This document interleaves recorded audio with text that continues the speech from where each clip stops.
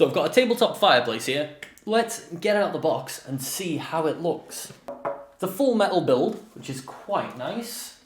You've got some bubble wrap holding it all together.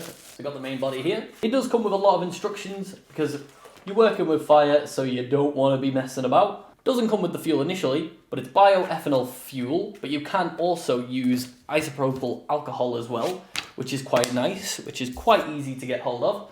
Let's get this put together. I'm guessing this is a tool to put it out. Wrapped all nice up is the glass side plates that just slot into these little sections here. So they just slot in like so, as a little protective layer, and the other one goes just here. And then you've got your main little section, drops in the middle, like so. Comes with this funnel as well, so that when you're pouring your fuel, you've got a tighter nozzle instead of just allowing it to splash everywhere and maybe being a fire hazard.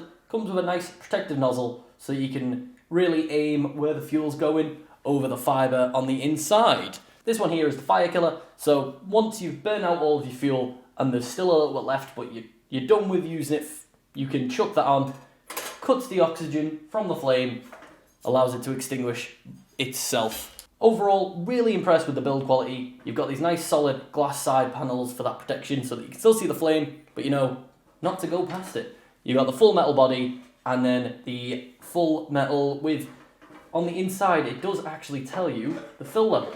So it shows you not to go over this max level here.